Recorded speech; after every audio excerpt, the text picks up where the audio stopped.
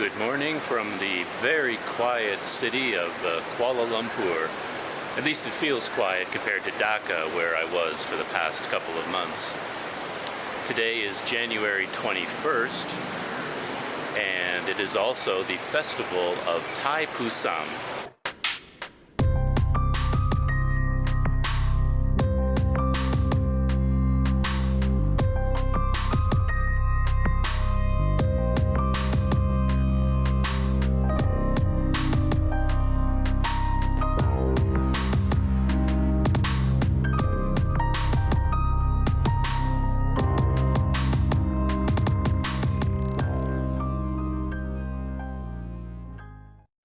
Thaipusam is a Hindu festival popular amongst the Tamil people. Tamil immigrants from India brought the festival to Malaysia a long time ago. The festival celebrates the Hindu god of war, Lord Murugan. A 42.7 meter statue of Lord Murugan is at Batu Caves, as well as Hindu temples and shrines dedicated to Murugan are inside the cave. And this place has become the center of devotees who come to worship Lord Murugan on the Thaipusam Festival Day. Lord Murugan is the son of the Hindu gods Parvati and Shiva. Parvati is the Hindu god of fertility. And the festival celebrates the day when Parvati gave her son Murugan his divine spear called a vel, which he used to defeat an evil demon. The events of the festival are a little complicated. I don't quite understand them, but they're spread out over 3 days. On the first day, a chariot carrying a statue of Lord Murugan leaves from a Hindu temple just a couple of blocks away from here.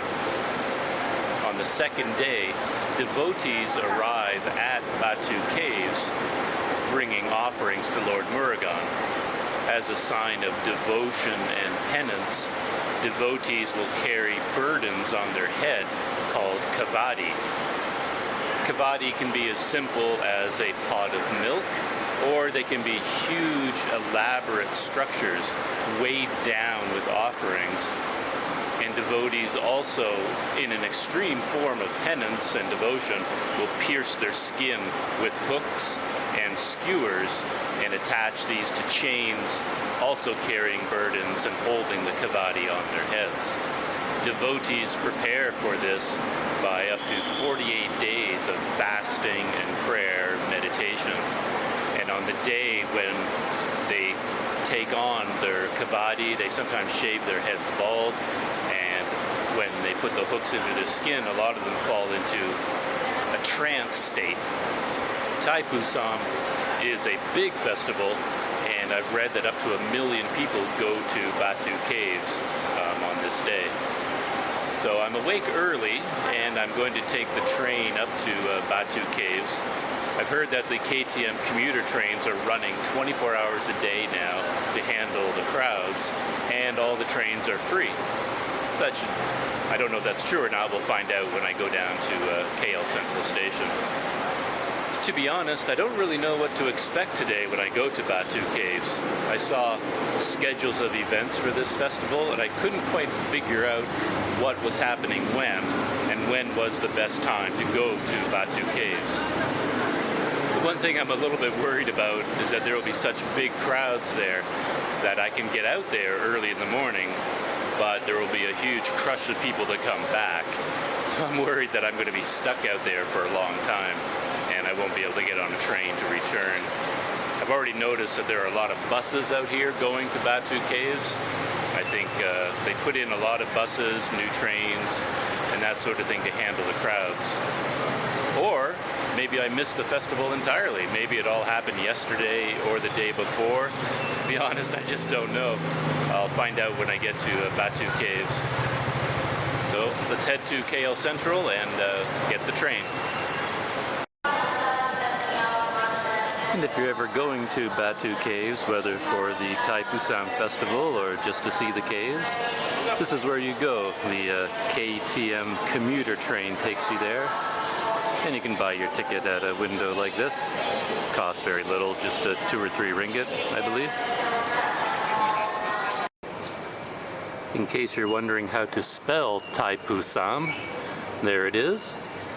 As far as I know, the word Thai is the name of a month in Tamil, and Pusam is the name of a star.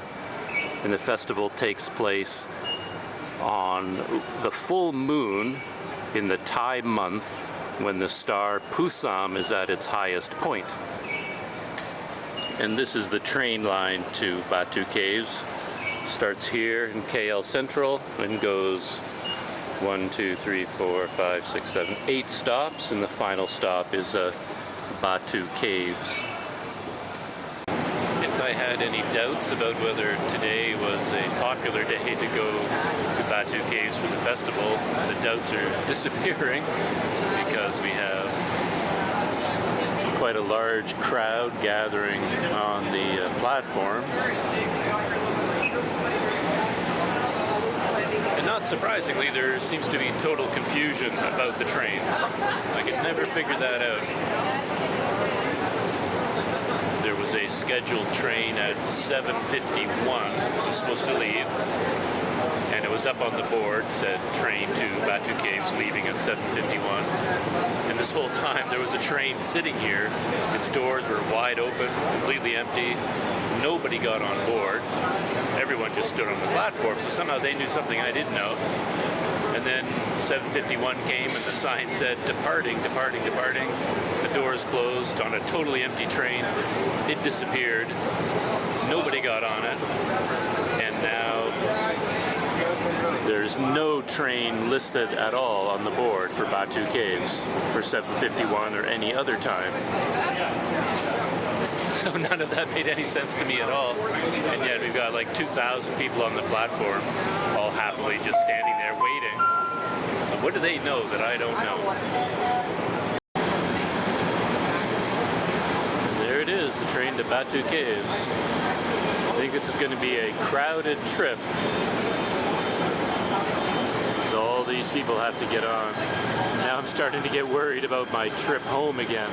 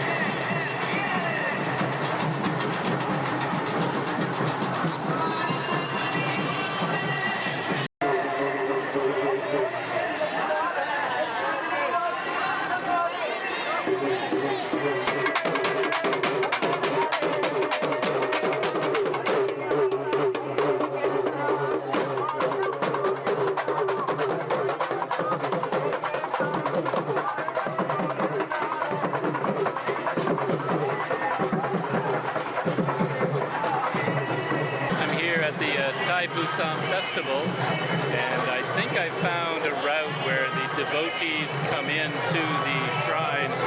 They follow this path and then they climb the 272 steps up to the shrine to Lord Murugan.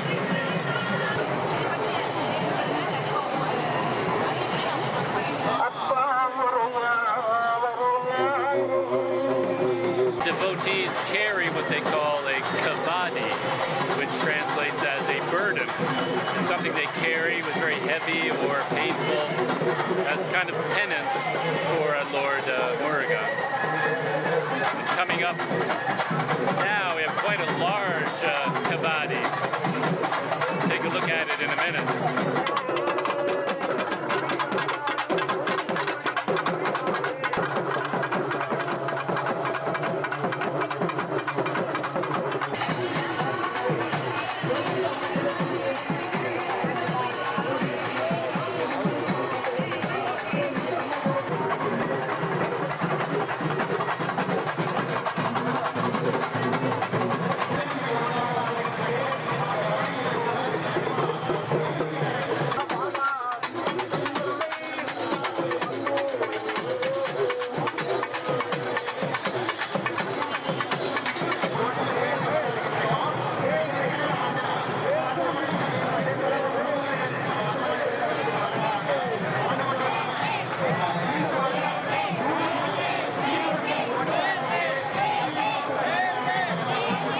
festival of Thaipusam celebrates the day that Parvati gave her son Lord Murugan a vel, or divine spear, and he used the spear to defeat an evil demon.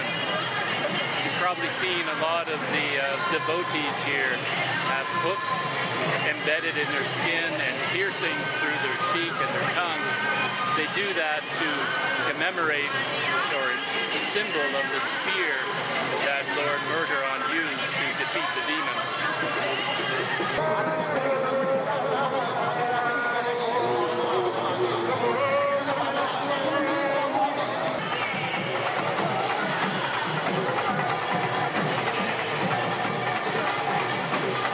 The devotees that come here with the burden, with the kavadi, hope that Lord Murugan will remove obstacles in their life and also help them to remove bad traits from themselves.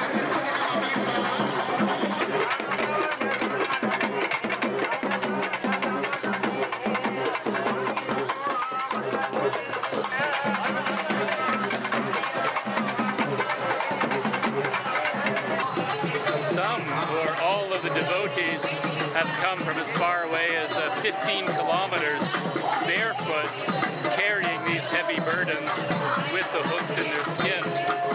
And to help them get through this pilgrimage, they have friends and family members come with them to help them and support them on their way.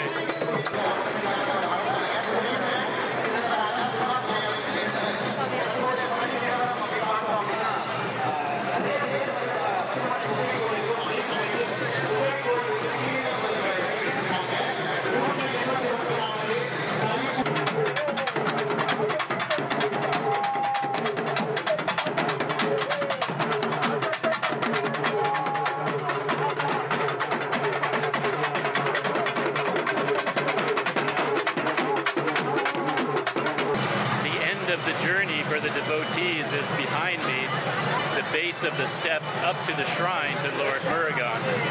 They reach the bottom of the steps and then begin climbing 272 steps to the top, and then they leave their offerings to Lord Murugan at the shrines inside the cave.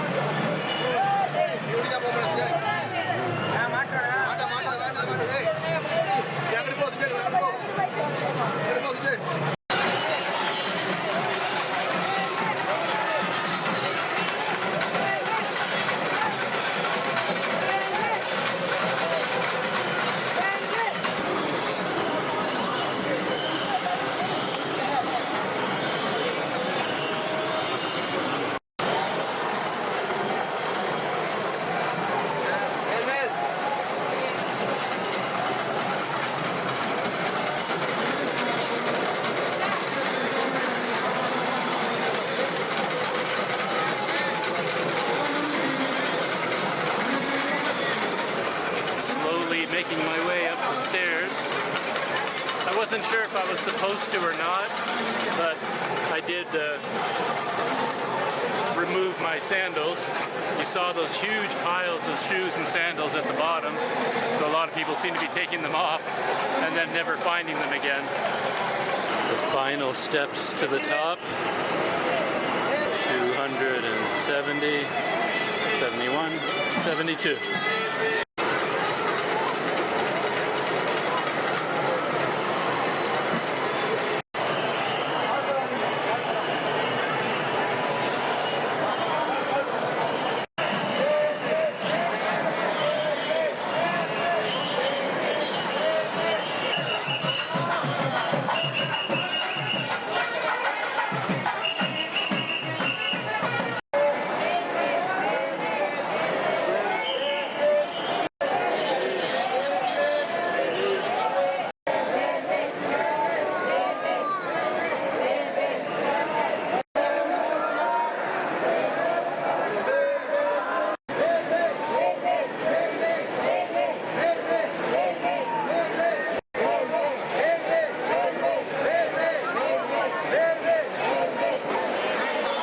Wasn't much fun.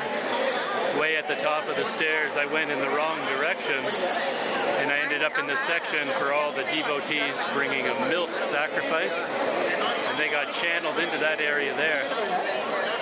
And it's moving very slow, and once you're in there, it's impossible to get out. I finally made my way to the edge and climbed over the railing, and now I'm relatively free. But if you're claustrophobic or you don't like crowds, you don't want to come here and you don't want to get stuck over there. Oh, I'm glad I got out. The last time I was here was a few months ago. Don't remember the month exactly, but all of this and this whole area was all under construction. This whole cave, in fact, was under construction, but it all seems to be complete now. And I have to say that taking my sandals off gave me a lot more respect for the devotees, because I just had them off for maybe an hour walking on this stone and cement, and my feet were in agony. If you're not used to walking on stone with bare feet, it really hurts. And these devotees, as far as I know, they've walked as far as 15 kilometers in bare feet, carrying a couple of 100 pounds or more on their heads. So I don't know how they did it.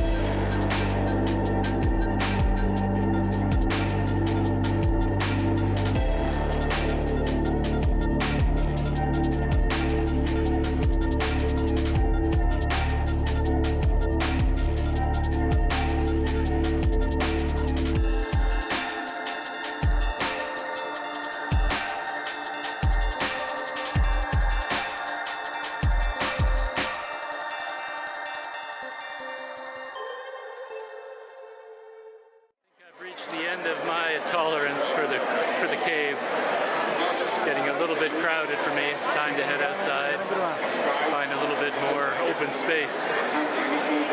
Fascinating experience though. Never seen Batu Caves like this before, that's for sure.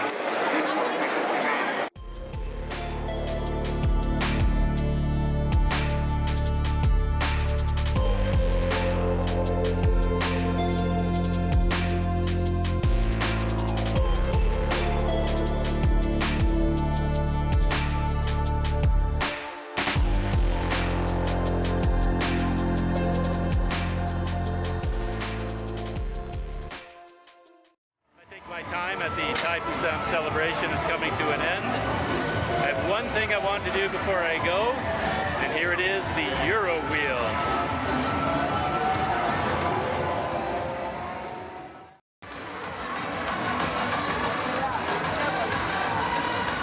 Here we are on the Euro Wheel. Got the whole cart to myself. There's Lord Murugan over there.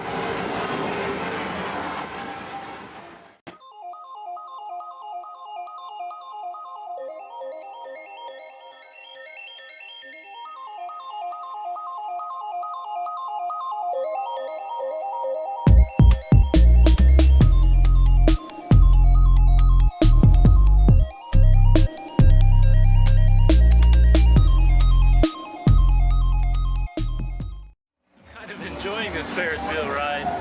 It's just nice to sit down and relax for a few minutes and go up and down and go around in a circle. Got a little bit of a breeze going too, which is nice.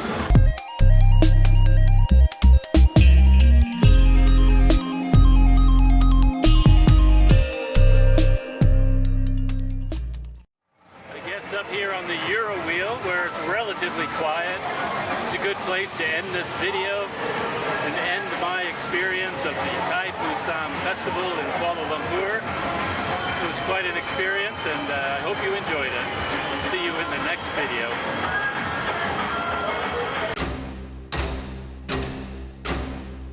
The bonus question for the last video was, how far is it from Dhaka to Kuala Lumpur by plane?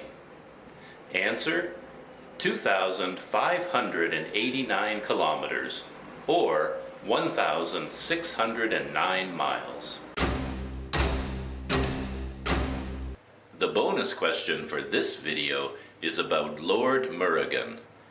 Hindu gods all have a special animal that they ride. It is called their vehicle, or vahana. What is Lord Murugan's vahana? Is it A, a peacock, B, a snake, C, a mouse, or D, a lion? Put your answer in the comments below. Answer at the end of the next video. I'll give you a hint.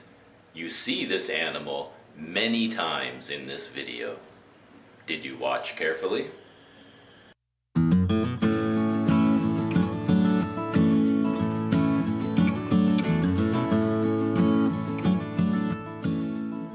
My experience of the Thaipusam Festival isn't quite over yet. Now I have to get home, back to KL Central. And this is the scene at the train station right now.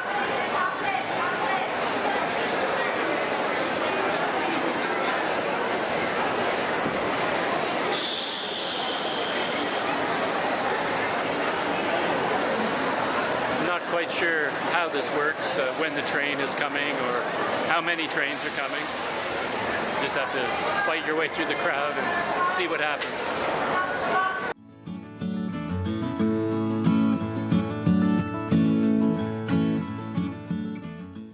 My travel tip for this video is a fairly obvious one, and that is to moderate your behavior while overseas.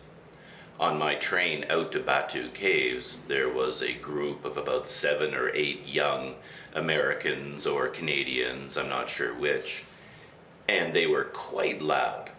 And it's understandable, they're young people, they're on holiday, they're with their friends, and they're going to an exotic festival that they really don't know anything about, and they're just telling jokes and laughing and exchanging stories and having a good time. But I noticed that all the Malaysians on the train were completely quiet. No one was speaking. And this group of foreigners was so loud it was almost deafening. And again, I don't want to be overly critical. I understand. It's the way we are. I've noticed in Asia that foreigners in public transportation, we're always talking. We're talking up a storm all the time. And the local people are generally dead quiet. There's like no conversation going on. It always strikes me as a bit weird. But the Thaipusam Festival is an important religious event here. It's true, it is loud and colorful and vibrant and with lots of music, but at the same time, at its heart, it is about self-improvement, about meditation, about worship and religion.